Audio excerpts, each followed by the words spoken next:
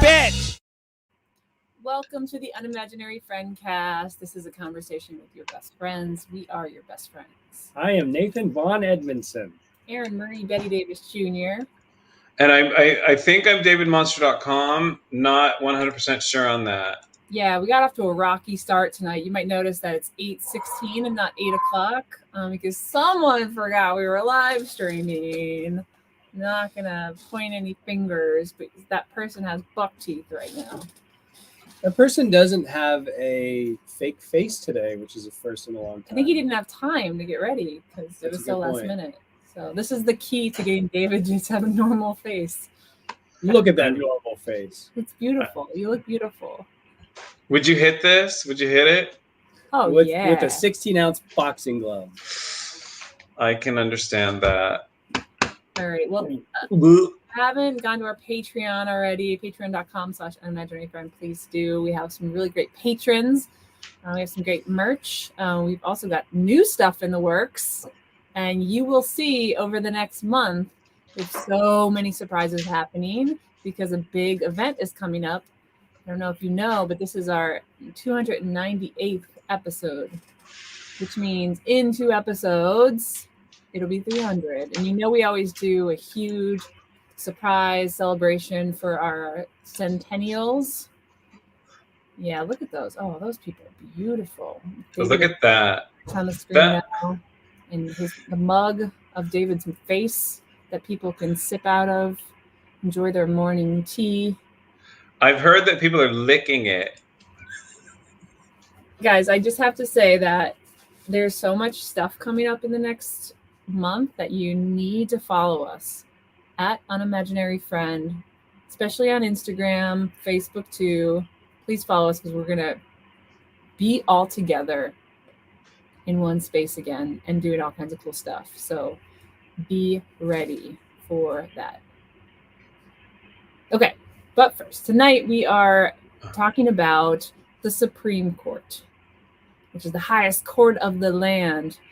And I know we've already solved and tackled abortion, but ever since they overturned Roe v. Wade officially a week or two ago, we really wanted to look at the court, what it is, figure out if we still need it, and if we do, is it cool the way it is? Is it impartial? We're going to kind of dig it apart tonight and decide for ourselves the best way to make decisions for our country. Does that sound good? It's not too lofty of a goal, right? No, Sure. we can do it. Yeah, no, we can totally do it. Yeah, especially like last minute when David hasn't had any time to think about it. All right. But first, we have news. Oh, God. David, do you have multiple news or should I go? You go. I just have one story today, I think. Go ahead. My news is that it's actually our news. Our film, which we've talked about a lot recently because it's going nuts on the festival circuit. Boxes, Boxes, Boxes is the title, which is just such a fantastic title. Whoever named that film is just a genius. It is nominated for another award, this time at the Austin, Texas, Austin Comedy Film Festival. We are nominated for Best Comedy Film. Best of the Fest. That's coming up screening on July 17th. So we should know if we won. I didn't know that. Is that the one that we won 5 years ago? No, that was the Austin Comedy Short Fest. That was when we won Best Micro Short for Yes and I Do. This is actually a big wow. fest, yeah. Is a micro short like a micro penis? No. Oh. It's under 5 minutes. That's what they call micro short. But good. This is a really good thing to be confused about. I have news. What's your news? I have terrible writing. Yeah, no, that's not news. Well, I've figured out a way to remedy that, sort of. What? I'm writing in all capital letters now. Oh, yeah? Yeah. Instead of lowercase. How's it going? It's slow. Yeah. Yeah. Okay. All right. Wait, what? I missed everything. What? What's happening? It was a little confusing. I have terrible handwriting. Yeah. Yeah. You can't read it. So that's it? It's So no, illegible. he's writing in all caps now. So now I've decided to write in all capital letters. But wait, what did you have to write? Because you shouldn't have to. You're not an animal. You shouldn't have to write with your hand. It's a good point, David. I guess What I'm did? school. Because it's hard to write now. It's hard to write anything. It's hard to write 3 words now. Yeah, it's true. It's probably an My hand art form. cramps up when I try. Yeah. What were you writing for? Like, who forced you to write something? I guess I forced myself to write lists and thoughts, Oh wow. things like that. So, Oh wow. anyway, that's my news. David? Okay, before I give my news, I have a question to ask you guys. Did I agree to have the podcast at this time? Did I agree and confirm? Yes. Okay, then my news is I'm going senile. I have no memory of agreeing to it. I have no idea. I had no idea it was today. It was in our email. I didn't see. Remember when I was like, David, it's your week for social media, and Nathan's like, no, it's not. It's my week. Remember that, Shane? It was in that. And then you're like, we should do this episode, and I was like, well, what about we should talk about the Supreme Court? And you're like, great. You know, I remember saying that, but I don't remember confirming a time. I definitely was like, Thursday, 8 o'clock. Aaron definitely put that information down. I don't know if anyone explicitly said, okay, Thursday at 8. But it was there, and we were all like, okay, let's do it. Oh, so I didn't confirm. All right, so I didn't confirm. I didn't write back, yes, Thursday at 8. You were also tagged on all the posts on social media today promoting the episode, so I don't know. I didn't see any of them. We have a very disengaged follower here of Unimaginary Friend, apparently. I might have mosaic senilism, mosaic Alzheimer's disease. You know, let's just put it in the past, because that's what friends do. I guess so. I'm going to be 80 soon, so that comes with the territory. Alzheimer's comes with 80-year-olds. Oh, have you ever dealt with 80 and 90-year-olds? Sorry, what? Speaking of 80-year-olds, James Caan died today. He was 82. Oh, he did? Yeah, he was 82. Oh, wow. The Godfather, Elf, and other movies. Oh, yeah, he was in The Godfather. He hasn't done anything since then, though. Yeah, I think that was his only movie, actually. He was a huge star in the 70s, and then the 80s, it was like, what are you going to do? David, was that your news that you're going senile? I think so, yeah. Do you want me to give any? I can give another news. Here, let me give another news. I don't remember that I gave news, so I'll give more news. Great. I'm going to heaven. You can either choose. I'm going to heaven. David Monster has a new release. Identity update. We already talked about Facebook jail. So, or do any of those strike your fancy at all? Heaven. All right. The other day, over the phone, I had to teach my mother how to copy and paste something in her into Word and then resize it into Word, totally over the phone. And I didn't raise my voice to her once. I took deep breaths, and then I said, okay, this is what you do now then. Okay. And then, I don't know, have you ever taught your mom to do anything? Because you'll say something like, okay, pick up the mouse. The mouse? What do I do with the mouse? Like, even then, like, the mouse, like left click and right click. And just, I had to like go over the rudiments of, and I didn't yell at her once. So for sure, I'm going to heaven. That's actually pretty impressive, because I can relate to those situations, and they can be very frustrating. Totally. I'm sure you guys have snapped at your parents when you're trying to teach them something. I'm sure you have. Taken over those duties because he's so patient. But now I kind of make fun of Mary. Oh, wait, hold on. We don't have the name drop. This could be any parent of ours. Who is the most tech savvy out of all of our parents? Not my mom. But my mom, did I tell you guys my mom set up her Bluetooth in her car to her phone by herself? That's amazing. I would have bet that she could do brain surgery before she could do that. I think the most tech savvy parent would be your mom. Why are we name dropping? No, I'm so sorry. I don't know. It could be for well, the person we have to help with technical issues. Well, when it's something good, you can name drop. All right. Well, let's get into our gold star. Okay. Oh God. This is so hard. Our gold star for this week it's a trio, and you'll probably understand it's within theme. The trio that receives our gold star this week, 298 episodes. Stephen Breyer, Sonia Sotomayor, and Elena Kagan. Yay! They are the only 3 of the 9 Supreme Court justices that voted to uphold Roe v. Wade and continue abortion rights for women in this country. The other 6 decided to be dicks. Listen, can we talk about abortion for 2 seconds? And that's another reason why I'm senile, because we did a podcast on abortion, and I have no memory of that whatsoever. We solved it. No memory, but I'm going to solve it again tonight, because I want to ask you guys a question, and you need to answer this, and this affects the history of all women everywhere.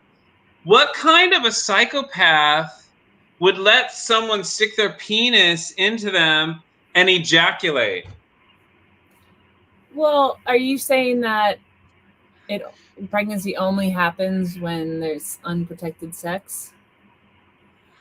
No, it's of any. I didn't say unprotected. I didn't say protected or unprotected. Just a penis of any sort, whether it's protected or not. Why would you put that into your body and let it go off? That's like taking a loaded gun and sticking in your mouth. Don't gay men do that all the time? Yeah, but they don't have vaginas. I'm saying someone with a vagina. Why would you let someone stick something into your vagina and shoot into it?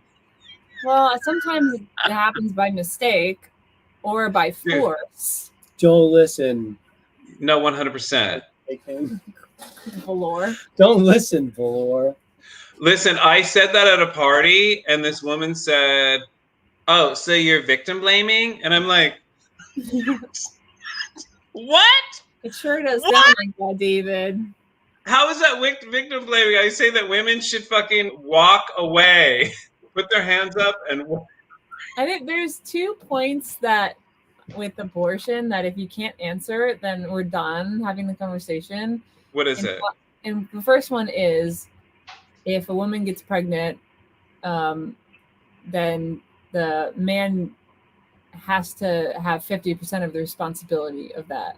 And I'm not just talking childcare, of everything, of the entire burden. And they can't. So that's argument's gone. And the other one is, we're going to force women to have babies they don't want. Then we need to give them all the support so they don't have to quit their jobs and have their lives ruined, and they can support their family, and they don't grow up in total poverty and shit. And then the kids grow up terribly and unhappy, and then be that asshole at the parade that shoots a bunch of people. But we don't have those things. So until those things are on the table, bye-bye. Totally. All those things. And we need to teach people with penises and vaginas how to have more responsibility, because human beings have no fucking responsibility. Human beings are insane when it comes to reproduction on both sides. You know what's crazy about reproduction is that when you want to do it, and this isn't actually our experience, I'm not talking personally, but like I'm actually working on a project for a woman now that's like gone through this like hellish fertility journey, and I've been watching videos like that to like help figure out the kind of tone she's going for with this project. And like when a lot of people, when they want to have a baby, it's impossible and they can't do it, and everything stands in the way, and it's like this horrible like tears, and then like the other half of the time it's just like it seems like you snap your fingers and you're pregnant and you barely did anything, and like you blinked once, and this seems like it can never just happen when you want it to happen. Like people that want to have babies can't have babies, people that don't want to have babies are having babies all the time. Totally. And yeah, it's just, yeah, we keep trying to argue these problems logically, and there is no logic to it because humans do not behave in a logical manner. Yeah. So we've got to stop. We've got to realize that humans are, what are they like? Oh. What are they like? God's heaven in the kitchen floor fighting over lime bean. Yeah, I guess we should stop talking about abortion. I'm sorry. Oh, I think we have some mad women making comments about abortions. Oh, we do. Well, we have a very nice young lady. Oh, I got a birthday wish. Thank you. She's only here to say happy birthday. All right. Your birthday isn't for a while, is it? Great. David, you are senile. It's tomorrow. I thought it was the 18th. It's the 8th.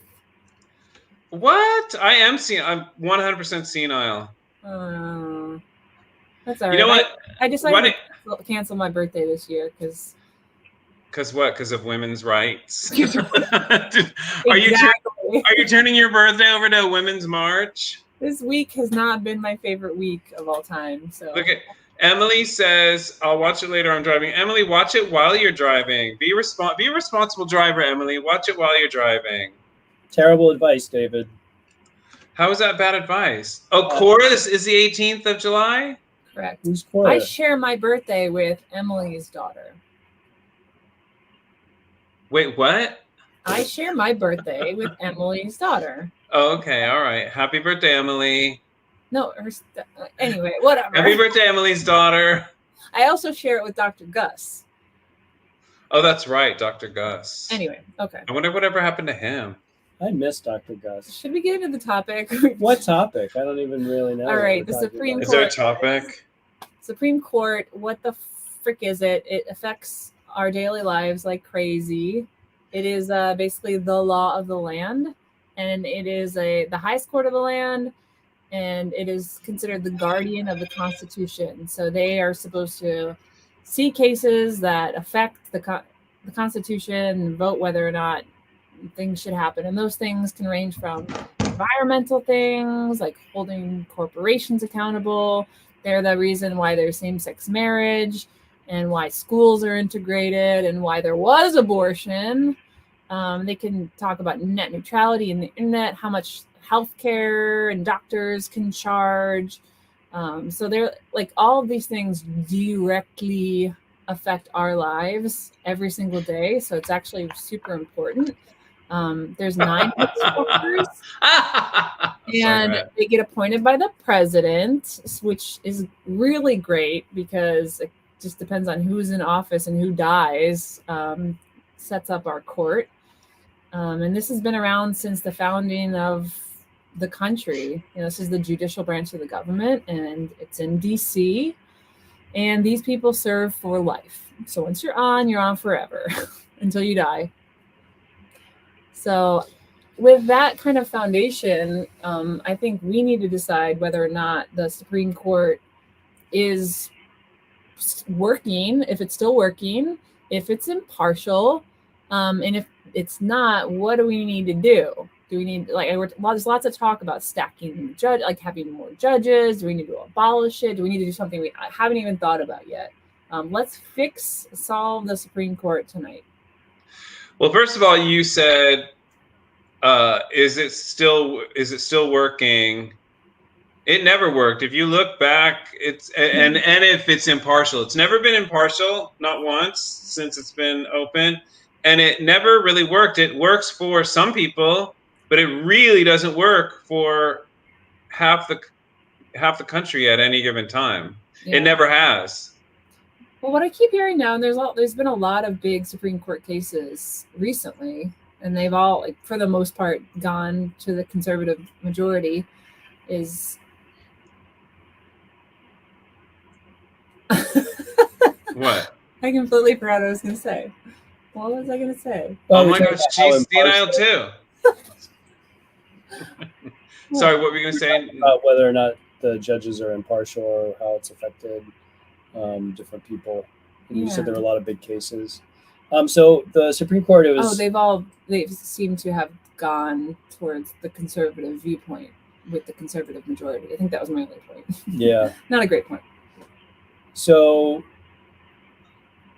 the Supreme Court was established by Article 3 of the United States Constitution.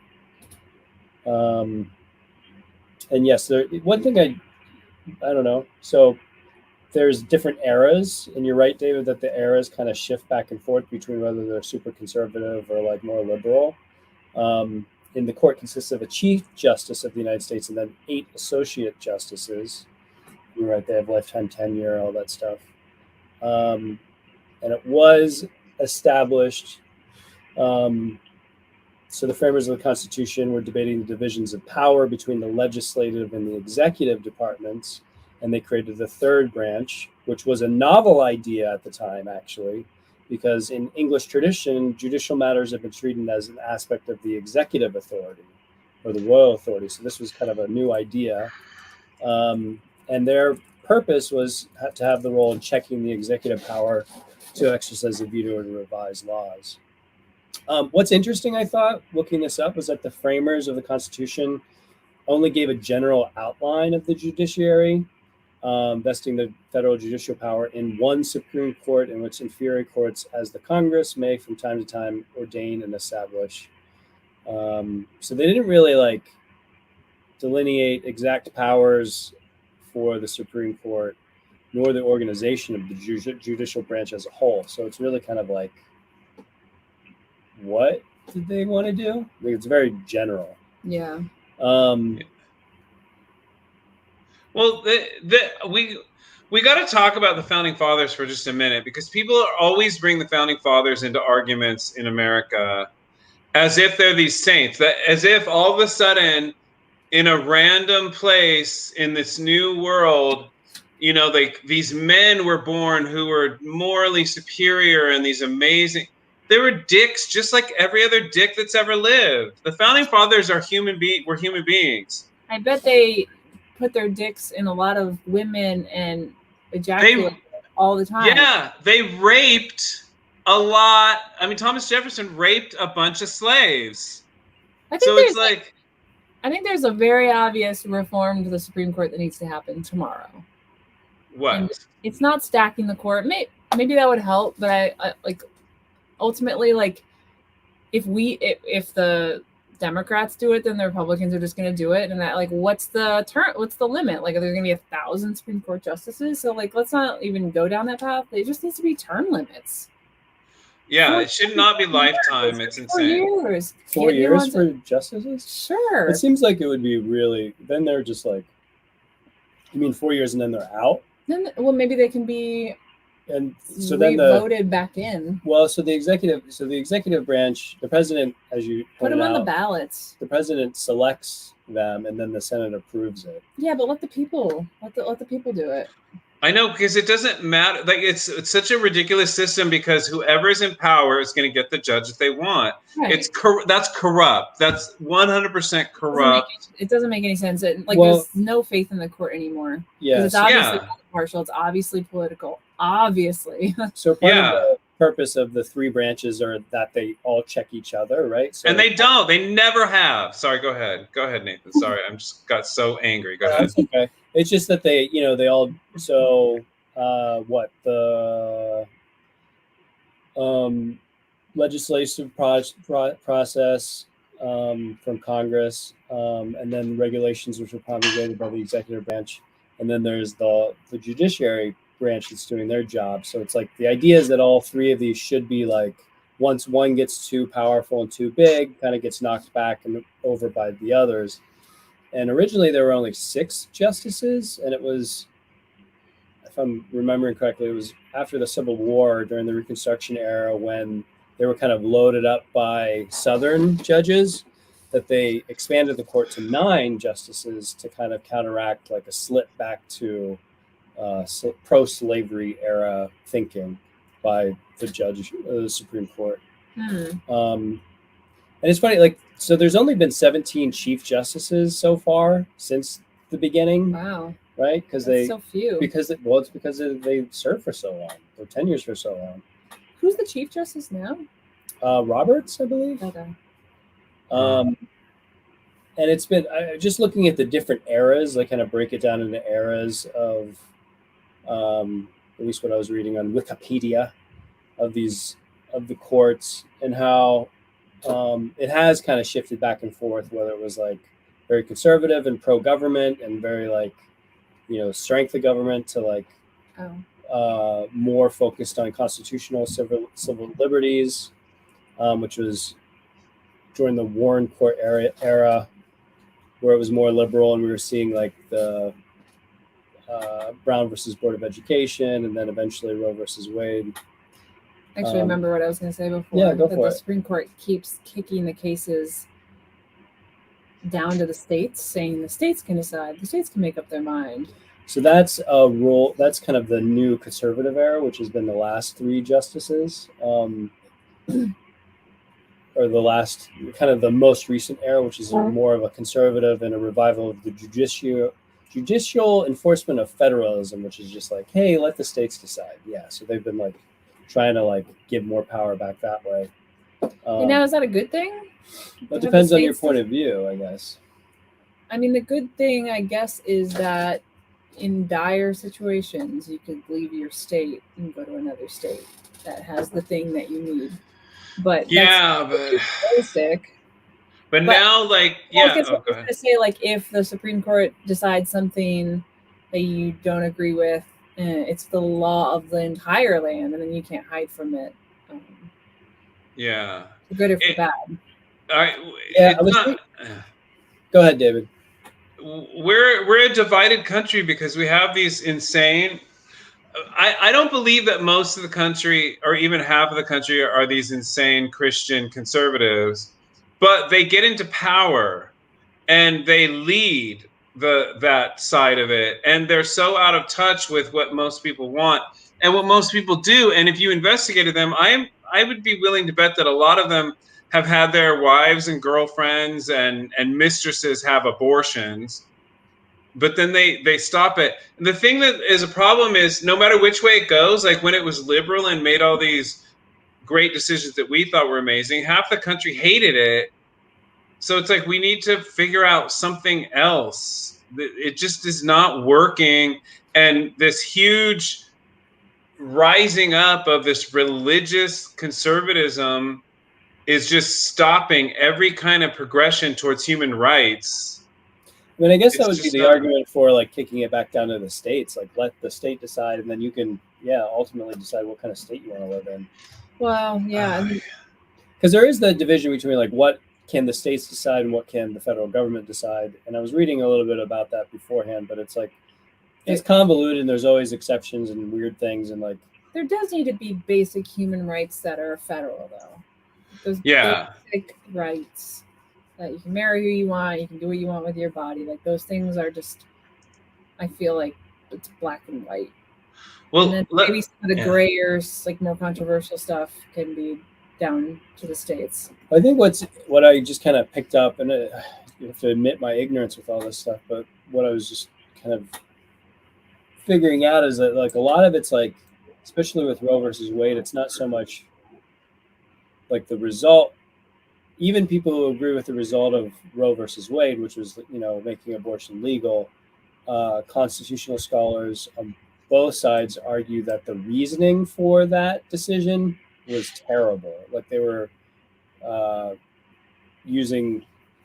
going about it the wrong way. They were going after it as like a liberty issue as opposed to an equality issue, because it's really about equality of women. So what they were arresting it upon, about privacy thing. Yeah, see, this is where I'm just like, whoa, I don't know what the fuck I'm talking about. I know, either. But because it's like the right to privacy then affects contraception and another big one. No, I can't remember. We've both been sick the last week, so we're like brain fog, and we're all like. Apparently, I'm affected too. I mean, this stuff is complicated, and there's a lot of nuance to it, and it's like it's legal shit, which is not general; it's specific.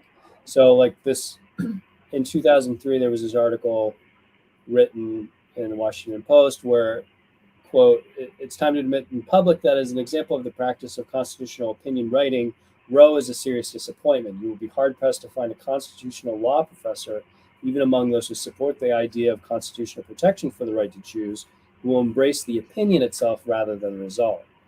The constitutional argument, Roe is barely coherent. The court pulled its fundamental right to choose more or less from the constitutional ether.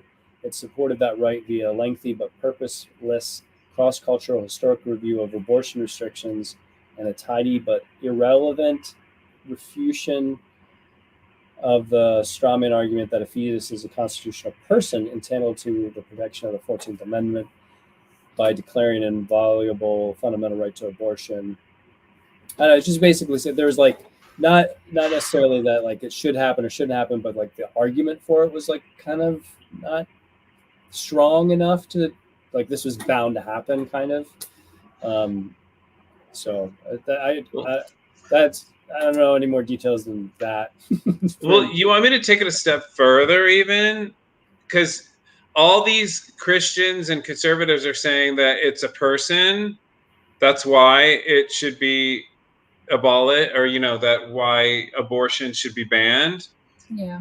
In Leviticus, in the Bible, it's God says in Leviticus in the Bible, a person is not a person until they are born. So I don't even know where they're getting this. They're not even following their own religion. They're quoting something in the Bible that doesn't exist. So nothing makes sense on either side. No part of anything makes sense. And I'm gonna say, I've said this a million times on this podcast. You're just gonna see this pendulum swing back and forth your whole life. It's just gonna be problem this way, problem that way, problem this way, problem that way.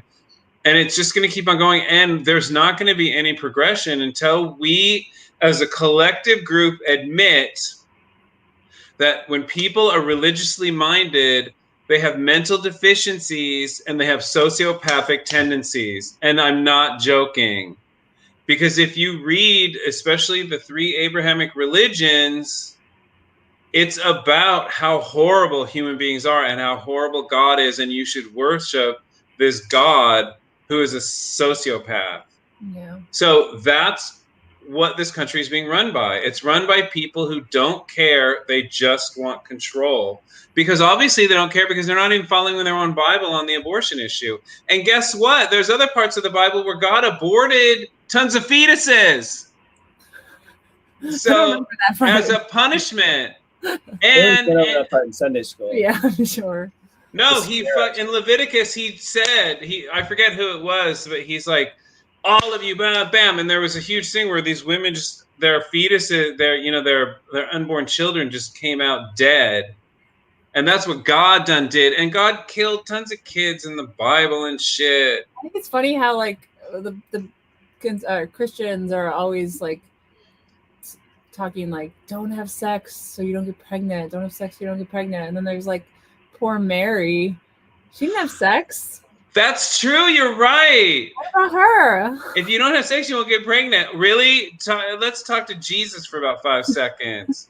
I know nothing makes sense. Like that's the things. Like every year the happiest countries in the world are like Finland and Iceland and Sweden. It's because their religion is their proportion of people who actually practice religion is so low.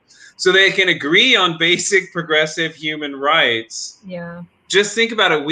We're considered the bastion of freedom, this great experiment, and we can't decide on. There's people actively fighting against our rights. Let's go back to the Supreme Court because I want to say, who's the guy? Oh God, I forget his name. He's married to the white woman who. Clarence Thomas. Clarence Thomas came out and said they went after abortion, they got it. Now we want to go after gay rights. He's a judge. Why isn't he being impeached? Well, he's supposed to be impartial. That's not the context. And so he's saying, I agree with you that it's bad. But within the Roe v. Wade statement, because what was overturned was the whatever privacy argument that abortion falls under, the same argument was used for contraception and for something. I don't know if it was gay marriage or there was a few of them that like had the same argument based on that same idea. And he was saying that since we overturned that for Roe, we need to relook at those for these. So it wasn't just, he didn't just go out and be like, well, fuck gay people, but like subcontextually he did. But he is saying that, and that hasn't even come up before him yet.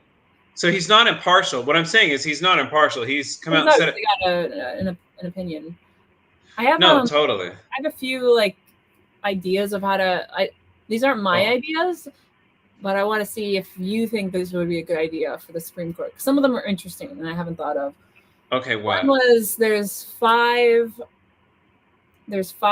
Democratic justices and 5 Republican ones, and then together they have to come up with 5 other ones. So there'll be 15 total, and those 15, 5 of which they have to come together to find. So they'll be like true moderates, I would imagine, have to come, and then they all vote together. I thought that was kind of interesting.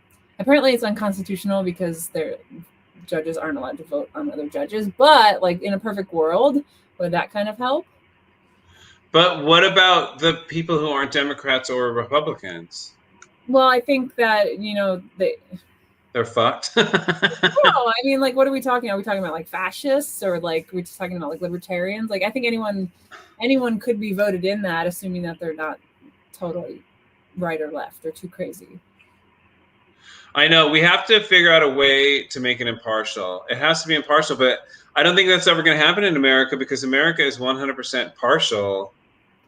What about so another idea that I was seeing was a Supreme Court lottery.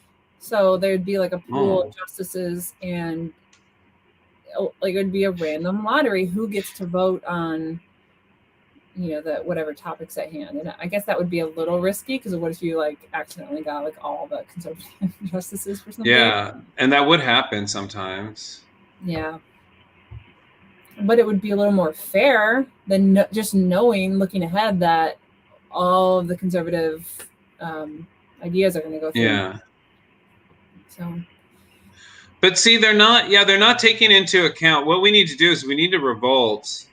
We need to fight and revolt because they're not taking into account what we want. Yeah. And they know it. And certain politicians have said it. Like Mitch McConnell has said, if all of the Democrats voted, we would lose every time. So they know it. They know that they're on the other side of it. So what the Supreme Court is not giving the American people what they want. No, and the faith in the court is at an all-time low. Like people. I have no faith. I think we should revolt and dismantle it. I don't agree with. I mean, well, here's the thing: is like people get mad at the insurrectionists, what they did to the Capitol. But guess what? That's how this country was formed. Exactly. That's exactly how this country was formed. I think it's idiotic the reason they did it. Sorry, what? By a bunch of idiots? Yes, by a bunch of idiots. Read about the Tea Party. Read about what really happened at the Tea Party. We have come to think it's this glorious thing of revolt. It was a bunch of drunken idiots who tried to blame it on the fucking Indians. Like this country was formed by a bunch of fucking white rednecks who revolted and who vandalized and who killed and who.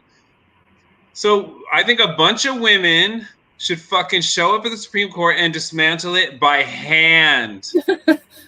I'm not even kidding. They should break the windows and they should chase the fucking Supreme Court justices and fucking rip their robes off and beat the shit out of them. And impregnate them, but not the women. Impregnate them. Impregnate them. So there's another idea that I think is interesting. What? Is being a supermajority rule. So our court is split 6-3 at the moment. So in order for anything to pass, it has to be a 7-2 majority, which means they have to get someone from the minority over on their side. Is there a precedent for that? Like, has that been done before? It's just like an idea of a way to reform so it's not so fucking stupid the way it is now. Yeah, that's interesting because. Oh, sorry. Go ahead. No, I just like I don't know what the implications would be, but it kind of. I mean, that would work until there's 7 conservative justices. Well, then it has to be. I mean, this is what's so messed up about it is the fact that Mitch McConnell wouldn't see Obama's. Was it Garland? Dude. Yeah, Merrick Garland wouldn't even bring it in front of the Senate as an option. So Obama was like stripped of his chance to put someone on the court. And then I don't know, everyone's so in love with Ruth Bader Ginsberg. Ruth Bader Ginsberg? Yeah. But she should have stepped down. Like the fact that she didn't step down is one of the reasons why we're in this situation. Totally. Fucking bitch. But Still, I mean, it was like an opportunity to have one more. yeah. See, women always cause problems for themselves. You always do. We'd still Always. not majority. So No, I know. I'm just kidding. But solve the problem. and we all have to admit that it's not voted for Hillary. Like, we wouldn't be in this situation if people would have voted for Hillary. That is true. So like, fuck I kind everyone. of blame the left for all of this right now, because if you No, except for I the blame Mitch people. McConnell thing, I do blame people who are like, I just can't vote for Hillary. I was like, oh well, look what we got. That was the alternative. We all know that it's But left wait a or minute. right. That's it. I agree with you, and that should have, but fucking Hillary at that point, Hillary was a cheater at that point. Hillary fucking. But it was against Donald Trump.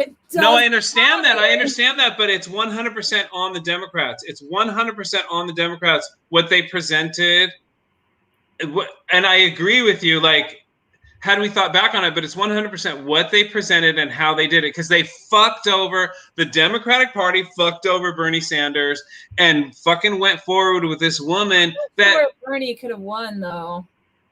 Well, we for sure know that Hillary couldn't have won, but I mean, we all could see that it was between Hillary and Donald Trump, and maybe those weren't great options, but it was on the table. That was it.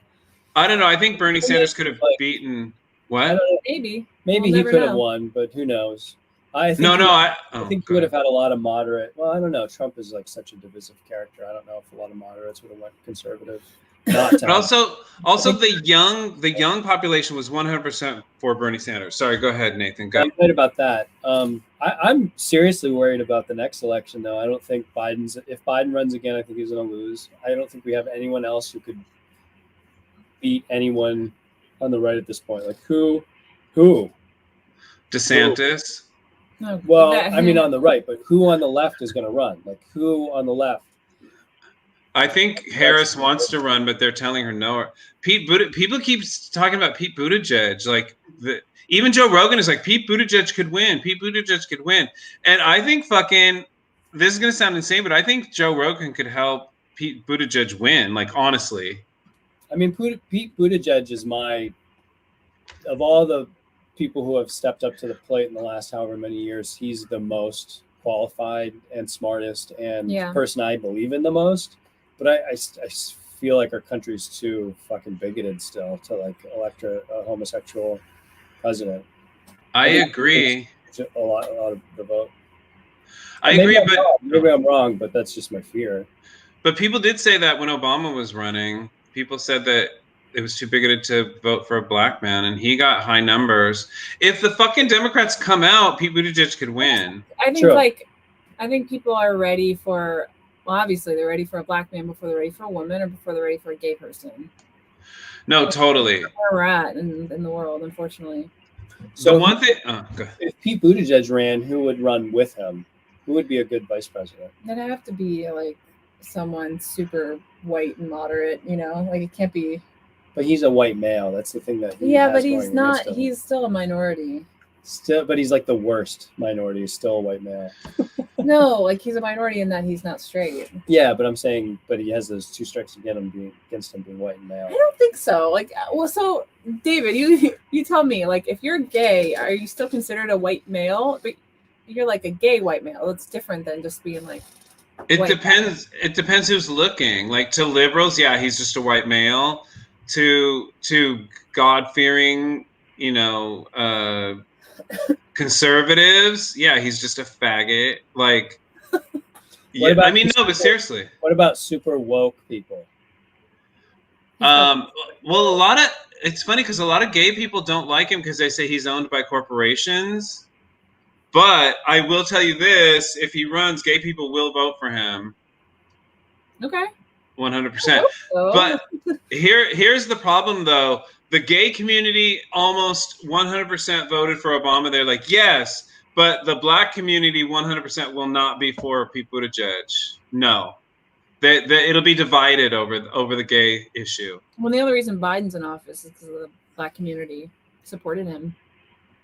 No, I know, but Biden is different. That he's not I'm gay. just saying, like, that it's really important to have the black community. Oh no, that's what I'm saying. That's why Pete Buttigieg might have a problem, because there's still a lot of black people that are not cool with the gay thing. Yeah, it's a shame So, that we have someone that's smart and qualified, and we can't get past their and the thing I like about him, job. And the thing I like about him is he's isn't he an economist? Like he was, isn't that part of his schooling, economy and I thought maybe no. His resume. Because it'd be amazing. It would be the first president who knows anything about the economy we've ever had, ever. And we need him now more than ever. So he would be the best qualified person for the job, really. I think it's funny to hear people on the right talk about, like, they wish Trump was in office now still because he would have helped with the economy, which to me just seems like ridiculous on its face. But I don't know if your thoughts on that.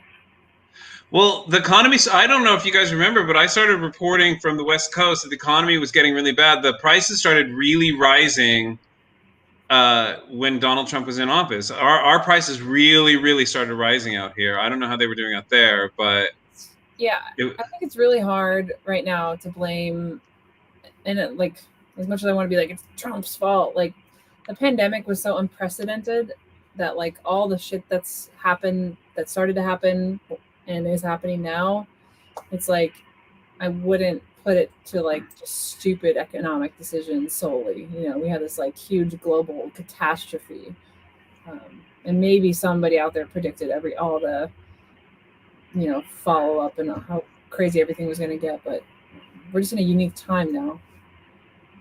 No, totally. All right. The only thing that's going to solve the Supreme Court and the insane state of politics is for people to rise up and say, no, we're not fucking doing this anymore. Is people need to say, no, we need to either dismantle, like, people need to really be aggressive about it. Like, we can't sit there having an all liberal or an all conservative Supreme Court. Either dismantle it or we're going to do something fucking serious. Like, we are going to revolt. We're not going to take it anymore. Yeah, that's only 50% of the country, if we were to rally everyone that's against the Supreme Court, would rally. It's just not enough people. We're too divided. What if you had talked about, like, people that have the majority in the Supreme Court are not going to want to dismantle it. You know, they have what they want. No, I know. That's what's so infuriating. That's half the country. How do you not make it political? How do you, because, like, isn't the goal for them to be impartial judges, right? So how do you make them not political? Well, they should get voted in by the people. But then wouldn't that just be political anyway? I guess. Well, like, we would vote for ours on the left and vote for theirs on the right. No, this is the point at which. This is the point at. Oh, sorry. Go ahead. This is the point at which we need to say. This is the point at which we need to say we don't know. So we're going to appoint smart people to sit down and go, how do we make the Supreme Court impartial? Figure it out. You have 1 year to figure it out. I know. How? Kidnap their children and hold them hostage. And if they make a partial decision, then their children are disappeared. I think some of those ideas that I gave were actually pretty good. But I like the first one, the 15 judges, 5 and 5, and then they select one together or 5 together. Yeah. So I think term limits would really help. Term limits, 100%. We need term limits. Even 8 years would help a lot, because we don't need these. Because it's all these old people who are so out of touch anyway. Even the liberal ones are very out of touch with what young people want. They're not old anymore. They're all like 50. That's why it's even scarier, because this is going to be the breakdown of the court for the next 30 years, because we have so many young. Wait, isn't Clarence Thomas is in his 70s or 80s? All the ones that Trump appointed are in their 50s. Oh my God! And that stupid one, and the 3 of them lied. The 3 of them got it. Like, would you overturn Roe v. Wade? No, I wouldn't. Bam, bitch. But we all knew that. We all knew that. No, I know, totally. But it's so pathetic. It's pathetic. Yeah. And I will say this, though, Aaron, and you at the next meeting, you got to bring this up. Half the women in this country are against abortion. Like, women are not a unified front in this country. They're not as unified as, like, the gay community or the black community or anything else. I think it's 50-50, but I know there are a lot of pro-life women. Yeah, no, it's not 50-50. You're right. It's something about like 35-65 or something like that. It is a But majority of women, though. It's a strong majority. I don't know what those numbers are, but like I said, we can talk about abortion all day if you can that's show right. proper support for the families that are forced now to be parents when they don't want to be. I wonder how No. many abortions there would be That's if it. guys got pregnant. There'd probably be No, like there's- 90% of pregnancies would be aborted. For sure. And you know, Oh my God. because, like all like rich men who accidentally got their mistresses knocked up, Oh my God. they're also going to be able to afford their like underground abortion. So it doesn't affect them. It only affects people that struggle. That Yeah. the reason they don't want to have the baby is because they're not going to be able to afford it, or they can't take time off work. It's like those are the people that are getting fucked by this. It's not the rich fucking assholes. No, totally. It is weird that they really want to ban abortion because most of the people that are going to have the babies are people that they don't like that aren't on their side anyways, and they don't want to support those babies.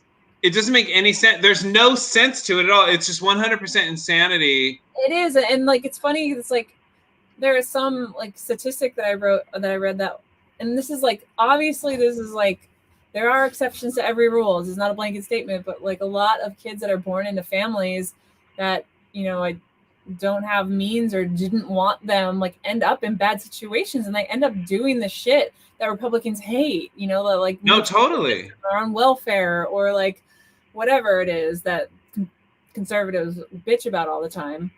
No, totally. So they're just creating more enemies for themselves. No, totally. Democrats, yeah. And so the only way we can solve this is, like I said, we have to finally, like, people that aren't religious have to finally stop being polite and saying, we realize that people who are religious have mental deficiencies and they have sociopathic tendencies. Yeah, good luck with that. And not only that, well, you guys need to do it. Everybody needs to speak up and say no more. Because in Europe, when someone starts speaking politics religiously, they shoot it down. They're like, no, we're not even listening to you. So they don't have to deal with that as much. That's why it's more progressive in most of those countries. Even in England, where they do have a strong Christian presence, they shoot it down when it comes to politics. And the other thing is, we have to realize that these people with these sociopathic tendencies and these religious fervors are the ones who strive to control. So they become governors and they become judges and they become all these things. Whereas on the other side, we're living our fucking lives and people who are liberal and they want freedoms for other people don't strive to control. So they're not trying to get into government. That's why they have such a foothold in government, these religious conservatives. And we just need to acknowledge it and stop pussyfooting around it and being like, no more. We got to stop it. We're not listening. Your religion will not make rules in our lives. But on the other hand, we also need to, the Democrats also create a huge problem with abortion and things like that because they refuse to sit down compassionately. And yes, I agree. The conservatives are not compassionate people and they don't want to talk about it compassionately. But I've seen so many liberals and so many videos of women just screaming like, it's a clump of cells, like that, like with no compassion. And that's not helping. That's just making the problem worse. It needs to be a sit down. What? Depends on what phase of pregnancy we're talking about, but that is true for a certain percentage of weeks in the beginning. No, I know, but that's not helping, and that they will never agree to that it's just a clump of cells. They see it as and it is the beginnings of life. It is the beginning. What? At one point, it's a tadpole and has a tail. It looks like I understand that, but you're never going to convince religious people by screaming that. You're just making an enemy and you're making the problem worse. Yeah. That's all you're doing. And these liberal women need to acknowledge the fact that yes, it is the beginnings of life. Because they go, it's not even a life. It is the beginning. It may not be a life with the correct neurons and everything to feel, but it is the beginnings of life. And you need to compassionately discuss this and how we're going to deal with this. I don't know how you're going to ever get through to people who are religious because they're not going to use logic ever. So this will always happen in this country as long as you allow religious people to make rules for you. I also think we should do a whole topic on adoption, because I always hear that. Like, you don't want it? Just go through 40 weeks of pregnancy, however long your labor is, your childbirth, hope everything goes okay, the months and months of recovery, the fact that your body's never the same again. Just do that, no problem. Then just give it up for adoption, because our adoption system is perfect, and that baby is going to immediately find the perfect loving home. Oh my God. We should do a deep dive into what adoption actually is like in this country. Let's do it. There are great stories of like beautiful adoption stories, but that is not the case. And our foster system is insane, and orphanages. No, totally. That is a fucked up example. And yeah, we have CB Actor Traveler. What up? Welcome back, bro. Yeah, I don't know where that voice came from, and I don't know why I just did that. It happens. He says your vote is the most powerful weapon you own. And I'm glad he said this, because I started to be like, it doesn't matter who you vote for. Fuck it. Don't vote. Fuck you. Nothing matters. But had the Democrats turned out and voted, we wouldn't have Donald Trump would not have been able to do what he did. And how that statement relates to the Supreme Court specifically, I heard that potentially in the next year they may see a case which, if they vote a certain way, would put more power into state legislative control for deciding the vote, which could basically like result in us never having a fair election of the president ever again. So that's something to look forward to. That sounds awesome. Yeah, see, Republicans have a plan. Democrats have nothing. That's the problem, is Democrats just go, what? Well, we should do this. Please do this. Please do this. And Republicans just fucking do it, which is not great and works out badly. But Democrats are what? What he's saying is that Republicans look ahead, and it's like a slow build. No, totally. They have a plan. They've been planning this since Roe v. Wade came into effect. They've been planning this. This has been planned the whole time. And CB Actor Traveler goes on to say, Republicans vote to build and grow majorities. Democrats vote on their feelings, if they feel like it. 100% CB Actor Traveler. That's the most. That is he boiled down America basically in that sentence, in those two sentences. Do you guys agree or disagree? You want to fight with him? I agree, because psychologically, conservatives versus liberals have like a certain predisposition of being a certain way, and conservatives are more conscientious and think long term and are patient in getting things done, whereas liberals are a little bit more like, I'm upset about this. Let's do something. What are we going to do? I don't know. I organize something. How are we going to organize it? I don't know. About right. So 100%. Conscientious than the left. And this could be a great country, because there are some conservative values that help humans, and there are some liberal values that help humans. If they could just get together and communicate, and fucking no. Good point, David. Well said. I think we solved this. Thank you. Didn't we? Yes. Well, the solving is, what's the main thing we have to do for this country, though? Revolt. Revolt against who, though? Impregnators? Religious people. Do I have to say it again? No, you already said it. Do you guys have any religious people in your lives? Penis? Can I just keep saying penises? Yes, we do. You do? Okay, you need to go to them and tell them no more. No. And then raise your hand. No more doing the Lord's work. You need to raise your hand and slap them. Have you had a discussion with any religious people about abortion recently? We should have. She just said a baby. We should have Laura on the podcast. They're whispering to each other. Who's a religious pastor, and she is incredibly progressive, and I don't know all of her arguments, but it would be fascinating to hear her talk about religion in the progressive modern sense. Let's do it. She literally just had a baby this morning, so it might be a little while, but we will work to get her on the show. It was yesterday. Oh, wait, yesterday.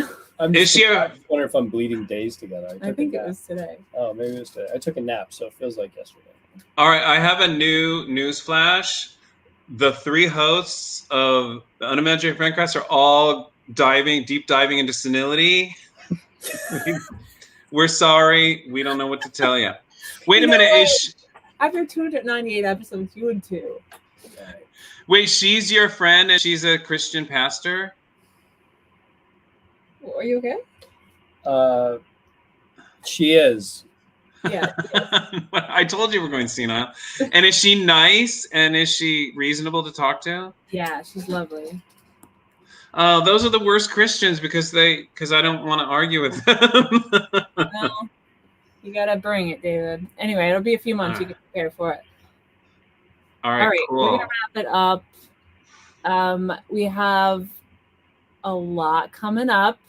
We're all gonna be together in Philadelphia, and we have a ton of shit planned, including a live episode together, a very special 300th episode, and a lot of eating. So I do hope that you will follow our antics and join us. I believe we're recording again next Thursday, which is not a full 2 weeks, but we're gonna have a nice reminiscent episode talking about 299 episodes together, what that means, the best parts, the worst parts.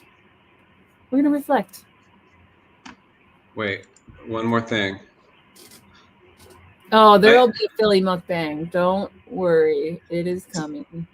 I talked to CB Actor Traveler a little while ago, and he said his favorite shows are our mukbang shows. We only had one, but he said his favorite, and he wants us to do it all the time. And I think we should oblige him and just figure out a way to always do mukbang. So we're going to mukbang the shit out of you, CB Actor Traveler. What do you think about that? All right. Thank you. All right, before we go, go ahead, yeah. Before we go, I'm going to add on to, do you remember our gun solution? Do you remember what it was? Mm-hmm. Slap everyone across the face. This is what we're going to do. We're going to, instead of slapping every human being across the face, so I don't have to slap Cora across the face. Right. And I might not have to slap Mary across the face, but I might have to. But what I do is I start with, first of all, Putin. And then and then the Supreme Court, bam, the Supreme Court, I just slap them.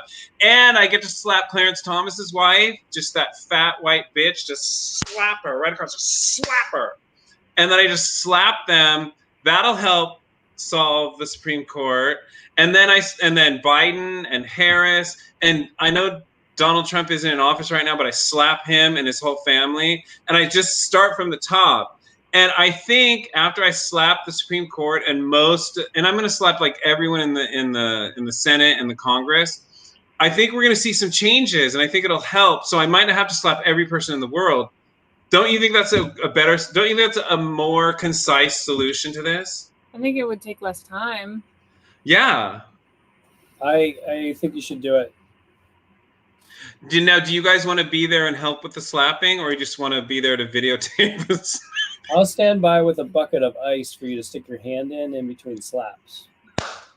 And I want a glove on it for like Mitch McConnell, but I definitely want to feel the slap when I slap certain other people. That's intimate. Well, no, you just want to feel it. You want to hear them cry a little bit, right? Sure. Yeah. Oh my God. Gus Harper. Gus Harper's on. He's a blast in the past. He's peeping. You guys, he's a fine artist. We have a fine artist listening to us. He is, and we will reflect on our 299th episode of all of our episodes, including our many with Gus Harper. Wow, he's obsessed with us. All right, so are you guys talking to me? Bring it home, David. All right, I'm gonna slap you and your fat white bitch.